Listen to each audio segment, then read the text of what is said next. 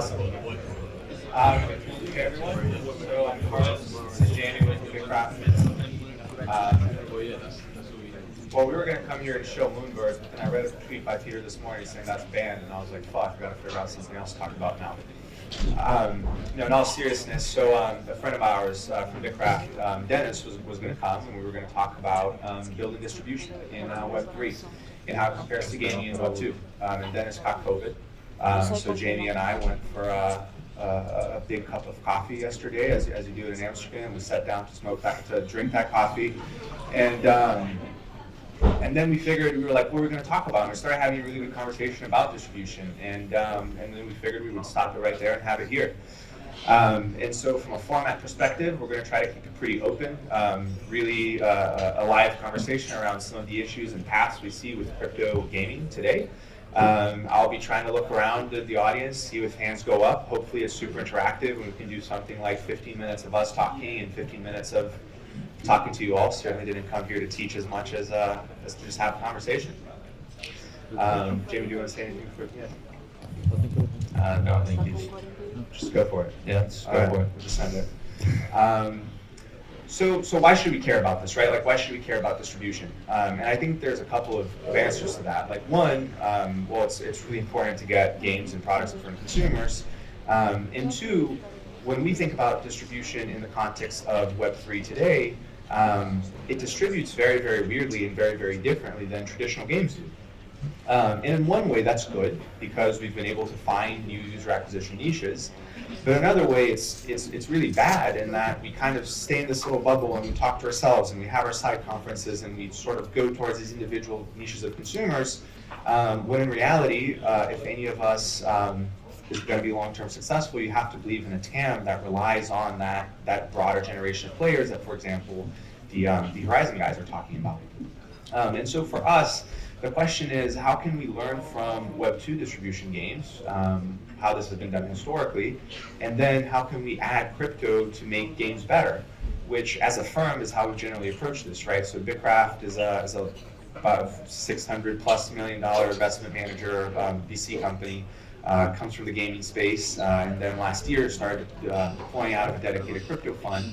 But we certainly approach this as sort of the traditional gaming people who've thought an opportunity with crypto to take games broader, to make games better, and that extends to distribution as well. And so, by a career, I started my career in traditional finance, private equity, growth equity, and then VC, whereas Jamie is born in the metaverse, straight from DGen land, and that's the perspective that we want to bring here of talking about those things. And so let's start with like a quick survey of how games have been traditionally distributed on Web2. And why it's interesting, like what some of what crypto brings, right? So when we think about Web2, a lot of the words we hear nowadays are performance marketing, right? Like that's where a lot of the space has gone, which is acquiring advertising, acquiring impressions in social, going out and really targeting the user, making sure that you're acquiring a cohort of 18 to 24 male that plays this other game, etc. It's super competitive in social. And then you have traditional media and advertisements and whatnot. But the interesting thing with sort of that broad funnel of user acquisition is that it's kind of been stagnant. I think like if you're an investor in the game space, and you're particularly looking at mobile, it's been getting more and more competitive. And you have gone through a phase in the market where there's really not a lot of new places for you to acquire users, and people are really focused on performance, instead of really technological shifts. And the cool thing about the technological shifts is that when they happen, it usually unlocks TAM and it unlocks a new type of user, right? Like a great example of that is if we think about the rise of casual gaming in the context of social media, right? Like a company like Zynga, that company was built on identifying that we could go out on social and acquire those users there and really reinvent how people engage with games. And so we wonder, right? Like how can we use crypto to acquire a new cohort of users? But also, how can we use what we have used historically to make it work, which obviously today with social or with hyper-targeting is increasingly difficult. The other way that people have historically acquired users, which is actually quite relevant in the context of crypto, and we see more and more, is on the influencer economy. So perhaps the best example of that would have been something like Apex Legends, which launched maybe 3 years ago. Apex was a stealth launch, and all of a sudden Twitch was just blitzed with a bunch of influencers streaming that, and it was the most successful game launch ever. And if you're in sort of the broader crypto space, you're hearing a lot about influencer coins and influencer platforms and NFTs for influencers and all that stuff. And so that's like another place where I want to pause on a little bit today is considering the role of the influencer for games distribution. Of course, like now with the Web3 stuff, a lot of Discord and a lot of Twitter, which is what we've seen historically for some games, like that's where they acquire users. But really, like that's much more of a small funnel, little engagement. Like these Discords are relatively small and like super big for crypto, right? And so the perspective of sort of like really changing it. I think that in like a lot of the conversations with Jamie, like what we try to get from a distribution perspective with the crypto stuff is really looking at how other products in crypto have been distributed and thinking about what the parallels to that may be maybe for the gaming stuff, right? So I'll pause there. Yeah, so I think with distribution and stuff, we've seen kind of the free-to-play customer acquisition get like really optimized and efficient over the past 10 years. I think currently the state of crypto user acquisition is quite inefficient. Part of that is like data is very fragmented. It's really tough to kind of get metrics kind of optimized for user acquisition. Like when we look at it, like we kind of see user acquisition as like P2E rewards, staking rewards, anything kind of as part of your token cap table that kind of gets like emitted to acquire users. So obviously you have something like Axie, like a lot of people come to Axie because they hear about the earning, right? And they come to earn. So we kind of see that, and if you look at current, like the way crypto cap tables are structured right now, it's about like 30 to 40% of the cap table is like, we would label it as like user acquisition, right? So from a efficiency perspective, like if you're looking at a traditional company, if you're doing 40% of your enterprise value is going to acquire customers, like that's pretty high, right? Like I think traditional tech startups are closer to like 5 to 10%. And then we also see kind of this like shift, whereas I think in the past 10 years, people are a lot more aware of their data, and data privacy has been a lot more apparent. We've seen kind of all this stuff with Facebook. Apple now asks you to track your data. Like we've all had that stuff where you've been talking with your friend about something, pull up your phone on Instagram and you're getting ads for it, right? And people are a lot more aware, so I think we're kind of in the need for new distribution channels, and I think crypto offers a lot of interesting ones which can kind of benefit kind of the privacy of data. You've got these token emissions, you get ownership through playing in the network, which I think is a really strong distribution funnel. You've got these NFTs, these digital assets, which have this kind of like ownership component, which kind of, as we've seen with games like Axie and a bunch of other kind of crypto things, is you get these you're motivated to play the game because it's fun, whatever, but you're also financially motivated. You have assets in the game. It's in your best interest for the game and the network to increase in value. So you get these like really strong, really loyal communities that become like evangelists for the game, right? And I think if you're able to kind of cater to that, and really, I think why there's such an emphasis on community in terms of distribution is those people are like, you have an army of like 10,000 people who are like doing business development in a sense. They're in the Twitter, like, we've got stuff like on the DeFi side, like the lunatics. Like if I go out and tweet, UST is going to depeg, I'm going to get like 400 replies from people saying like, so you get these really strong community of like evangelists that like support, and I think go a long way in terms of helping like distribute the game and in different fashions, because in Web 2 you don't really have that ownership. You don't really have that incentive to act as a salesman almost for kind of the networks and the games you play.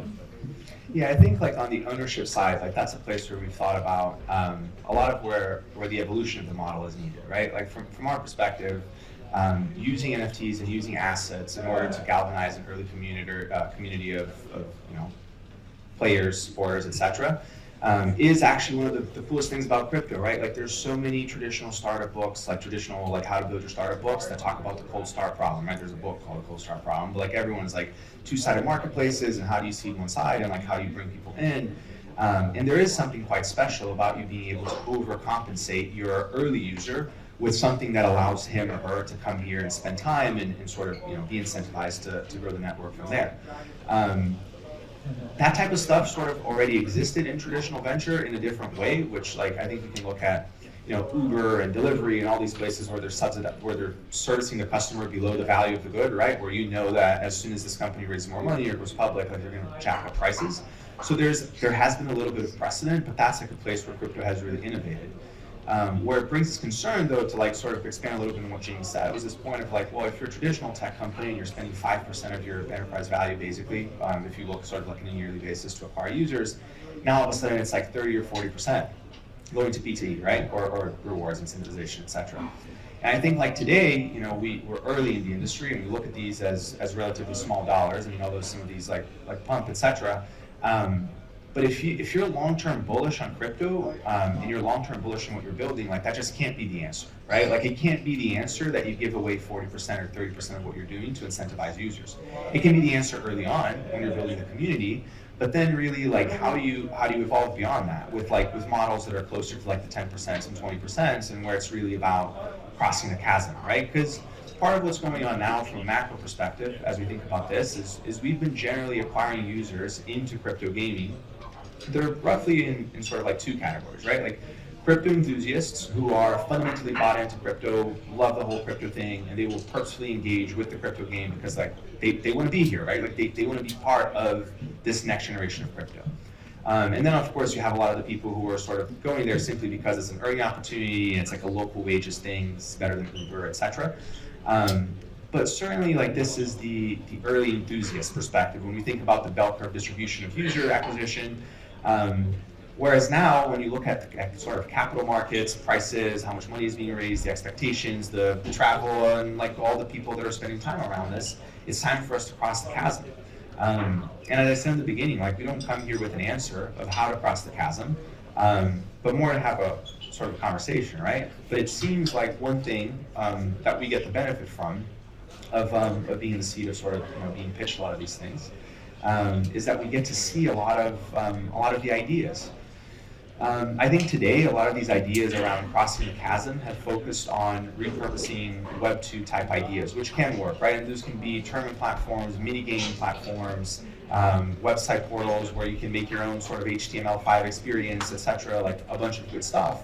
But where we feel like that is particularly underexplored now, from a company perspective, from a startup perspective, like the stuff that we would love to be seeing, is more really on the asset side. I think that one thing that is truly special that a lot of the people outside of crypto don't get about this is the nature of open social graphs. It's the nature of knowing who is in there, who has spent money to be in this ecosystem. And that's where I think there's a lot that we can start learning from what's going on in DeFi, right? And so, Jamie, why don't you cover some of the cool sort of UA stuff on DeFi, and then we'll go ahead and start translating it to gaming terms. Yeah, before I touch on that, I just want to touch on kind of as we talk about like making UA more efficient, so you're not spending like 40% of your token allocation to like acquire users. We that's not to like make more room for team, for investors. It's ultimately to make more room for like kind of the ecosystem and stuff, so that instead of having 15 to 20% of the token in your kind of treasury to bring on new contributors, bring on kind of ways to expand your game and expand kind of the universe you're building. It's more so being able to optimize, so you don't need to spend 40% of your supply. You can only spend 10 to 15 to like reach critical mass to get those user bases, and then you can kind of use that to use kind of the remaining supply to be able to invest in your game, grow your ecosystem from that way. And then touching on kind of like some interesting user acquisition strategies we've seen kind of the airdrop being probably one of the more popular ones. So I think one that was quite interesting was Looks Rare, where basically because everything's on chain, you have access to like all this data, like the blockchain is so data rich, and although it's like kind of hidden behind this layer of privacy, you don't know actually who's behind those wallets. You can see what they're doing, and you can like their usage can inform like how to acquire them in a sense. So I thought Looks Rare was quite an effective way where basically they just airdrop you based on your OpenSea usage. So the more kind of NFTs you traded, the more times you interact with OpenSea, the more tokens you got, the more like free money you got. And that was kind of a super effective tool. Looks Rare, despite kind of being like a lot of like wash trading and stuff, it still was able to do significant volume and still be able to reach that point where, okay, if they had potentially a better product, a better user experience, like if you're getting that many people to come to the platform to trade, even if it's just to acquire that airdrop, if you can like have a platform that sticks and can keep people and slowly take them, I think can be a really effective tool. And that can extend to gaming as well. Like, you can see, for example, a whale who's, very into like ARPG games. You can see he owns a bunch of NFTs, he's trading a bunch of NFTs, very active, like putting a lot of money into the game. Like, as part of your user acquisition campaign, you could just, target those customers, airdrop them a big supply or kind of like starting kit NFTs to play, and then they're able to go in and play the game. And I think beyond that, it's about making sure that we create strong like retention metrics. So when you have your assets, you're not just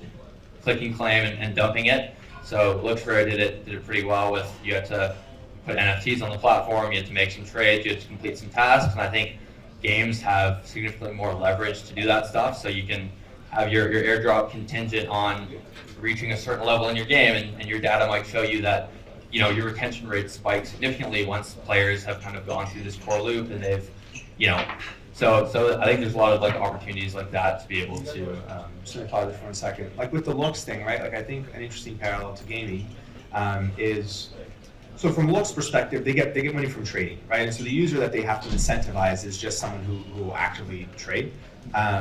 Versus from a games perspective, ideally you're getting money from people who are playing. And that's where, from the perspective of people who are making games or people who are making startups tracking data, where we see a significant gap in the market today. Where we would love to be smarter as investors and as market participants is actually figuring out on-chain, or as closest to it as we can, how can we start differentiating what are users doing in those transactions, right? So for example, how can you use, whether it's a purchase transaction or a staking transaction or other types of on-chain data, to understand like what is that user truly doing for you? Because if you're simply targeting a whale that holds assets, there's no guarantee that that whale will actually go there and play the game, right? Maybe the whale is just holding assets because they want to trade them on OpenSea and not really engage in the ecosystem, right?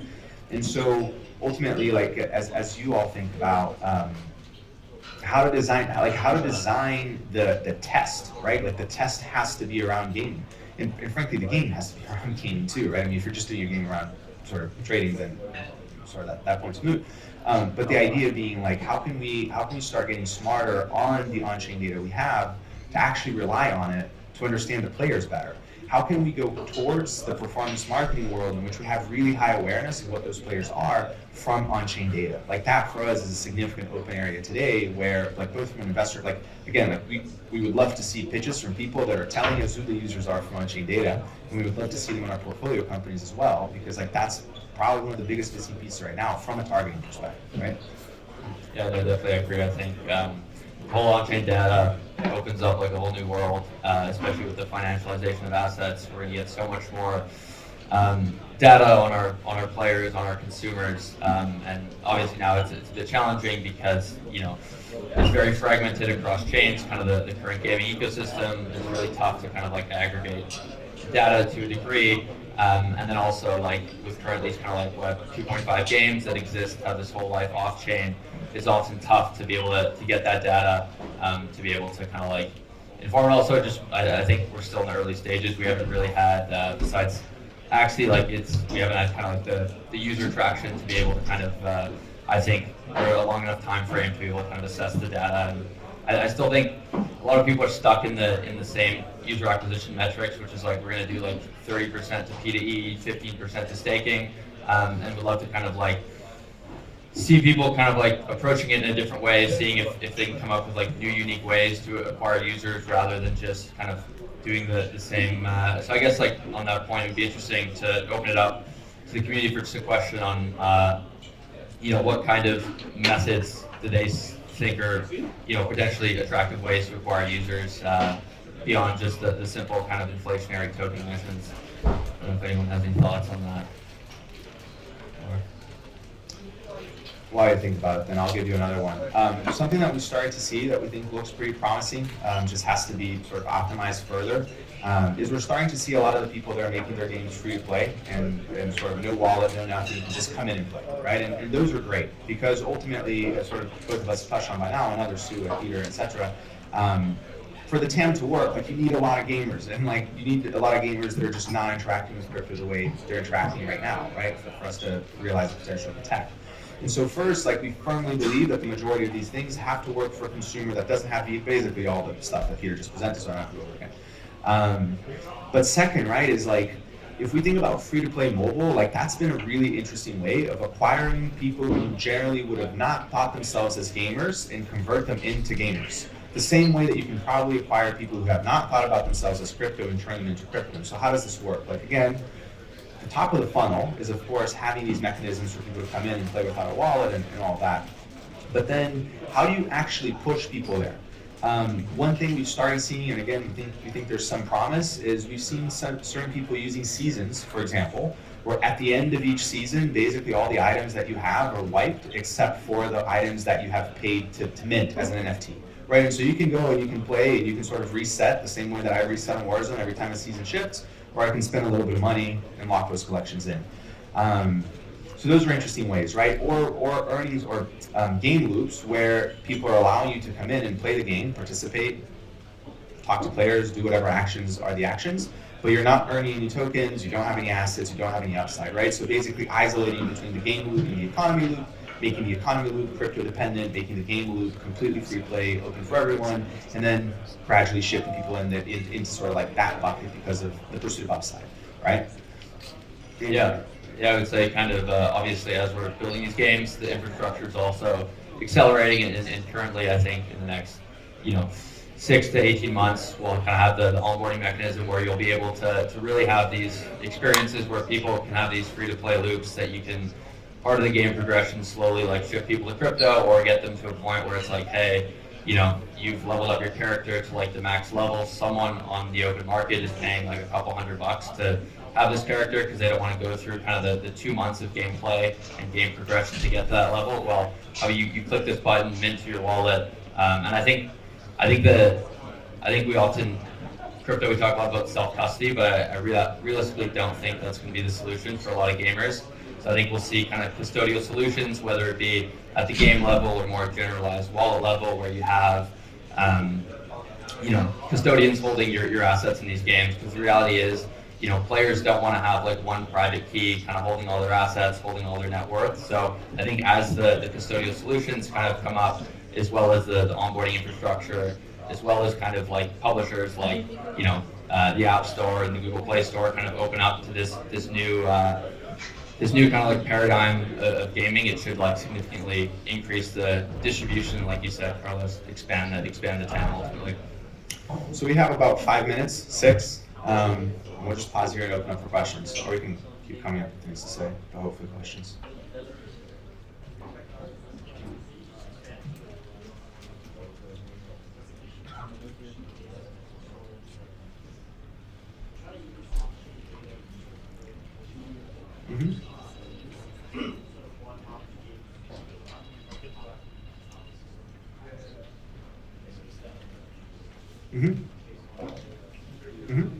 Yeah, I mean, we've been thinking about reputation a ton. We've been thinking about identity a ton. Can you repeat the question, please? Oh, yes, sorry. We were asked how we think about reputation, user acquisition, and how to use reputation systems to acquire those users and to track those users specifically how it relates to using on-chain data for that. So we've been thinking a ton about reputation. Actually, there's an idea we're super excited about in the market right now that really is about bridging reputations from Web 2 world, right? Because that's part of the issue too. Is like we do have amazing information on who gamers are and what they've been doing. It's just not on crypto, right? So how can we use effectively? It's an Oracle problem, or more simplistically, like how can we start linking off-chain data into on-chain credentials that from there forward we can sort of like move and track those gamers on-chain, right? But there's a first part of that which is simply like a data onboarding issue, right? Like what are the solutions either at the game level or at the app or company level that we can use to convince players to give, or convince people to give us an idea of who they are as players, linking whether it's, I don't know, the PSN account or whatever, right? And then using that to mint on-chain artifacts. I think purely on-chain data as it's available today, it's very, very difficult because the cohort of gamers that's playing crypto gamers today is like not your long-term profitable sort of like cohort, right? Like in general, it's a more extractive cohort than it is an additive cohort for the majority of these situations, right? And so when you're talking about acquiring the gamer who's going to be NPV positive for your system, it really is right now, I think, an off-chain to on-chain problem, right? Yeah, the way I would kind of look at it is we have this whole on-chain stack, which is like one kind of piece of the puzzle, but in order to like build a complete picture of our player and be able to like cater user acquisition, distribution towards them, we kind of need that like off-chain data, especially like as the kind of game state remains off-chain. And part of that I think is having game developers kind of like open up to the core principles, like the open source principles, and like traditionally I think they've kept those kind of like metrics guarded and kind of kept them internal, but I think it'll be, opening up, whether it be through oracles that, platforms can just tap into and be able to like aggregate data, be able to come up with all these metrics, be able to, in a sense, connect the gamer to their on-chain identity and be able to like build these kind of like profiles. Obviously, there's a lot of cool stuff around like ZK and attestation, which can like, solve a lot of the privacy concerns a lot of people have. We're able to see certain information, but not kind of see the whole picture. You just get the information you need, which I think should be super interesting. So I'm super excited to see kind of how that stuff advances and how that might open up and make people more comfortable about opening up kind of their data to be able to ultimately create this better ecosystem and be able to merge the off-chain and the on-chain.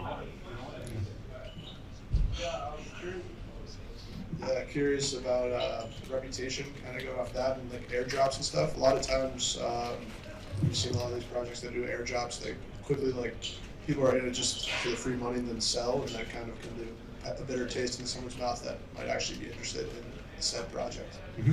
Yeah, so I think on that, obviously like we're in the very early stages of this whole thing, and we're continually advancing. Like every airdrop I see has like one mechanism that makes it a bit better. I think one thing that gaming has to its advantage is you have this whole like gamification process and lore that you can build into the airdrop. So if you're airdropping someone, you could be like, to get your airdrop, you kind of have to go through, like I was talking about earlier, the game progression, and you can kind of cater it towards like as you get more and more data, you can say, okay, once they reach this level, like retention rates double, right?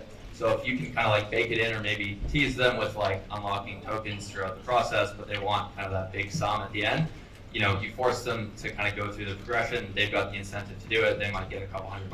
Like, it's going to take you a week to kind of go through that. Like, that's worth your time.